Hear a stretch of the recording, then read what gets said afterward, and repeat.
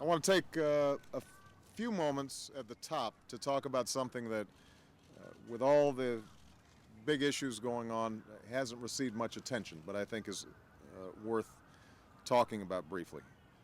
As some of you know, we have a humanitarian crisis that's taking place in Sri Lanka, and I've been increasingly saddened by the desperate news in recent days.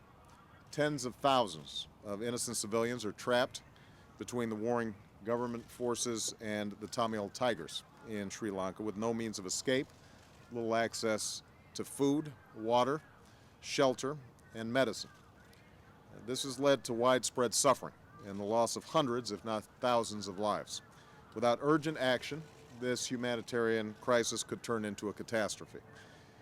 Now's the time, I believe, to put aside some of the political issues that are involved and to put the lives of the men and women and children who are innocently caught in the crossfire, to put them first. So I urge the Tamil Tigers to lay down their arms and let civilians go. Their forced recruitment of civilians and their use of civilians as human shields is deplorable. These tactics will only serve to alienate all those who carry them out. I'm also calling on the Sri Lankan government to take several steps to alleviate this humanitarian crisis. First, the government should stop the indiscriminate shelling that has taken hundreds of innocent lives, including several hospitals. The government should live up to its commitment to not use heavy weapons in the conflict zone. Second, the government should give United Nations humanitarian teams access to the civilians who are trapped between the warring parties so that they can receive the immediate assistance necessary to save lives. Third, the government should also allow the United Nations and the International Committee of the Red Cross access to nearly 190,000 displaced people within Sri Lanka so that they can receive additional support that they need. The United States stands ready to work with the international community to support the people of Sri Lanka in this time of suffering. I don't believe that we can delay. Now's the time for all of us to work together to avert further humanitarian suffering. Going forward, Sri Lanka must seek a peace that is secure and lasting and grounded in respect for all of its citizens. More civilian casualties and inadequate care for those caught in resettlement camps will only make it more difficult to achieve the peace that the people of Sri Lanka deserve.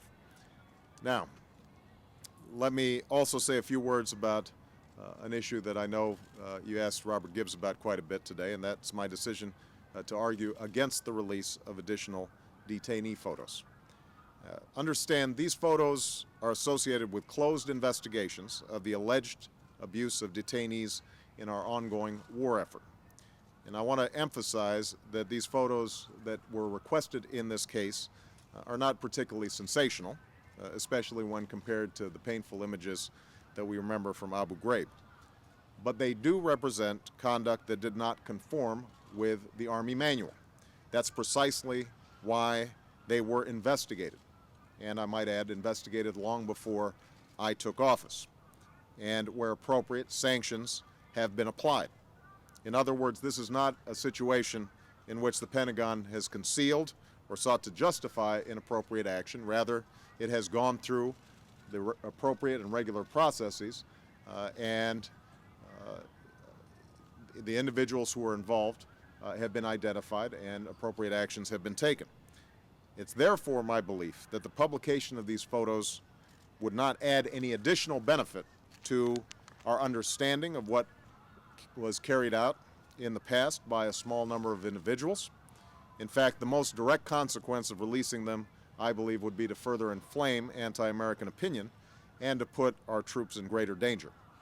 Moreover, I fear that publication of these photos may only have a chilling effect on future investigations of detainee abuse.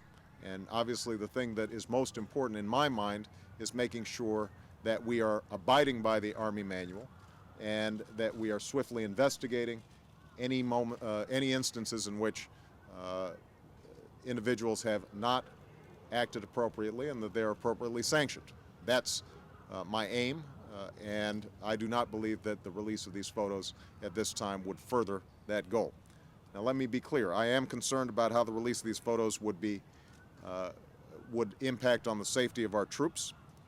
I have made it very clear to all who are within the chain of command, however, of the United States Armed Forces that the abuse of detainees in our custody is prohibited and will not be tolerated. I have repeated that since I've been in office. Secretary Gates understands that, Admiral Mullins understands that, and that has been communicated across the chain of command. Any abuse of detainees is unacceptable. It is against our values. It endangers our security. It will not be tolerated. All right? Thank you very much, everybody. Sir, why did you change your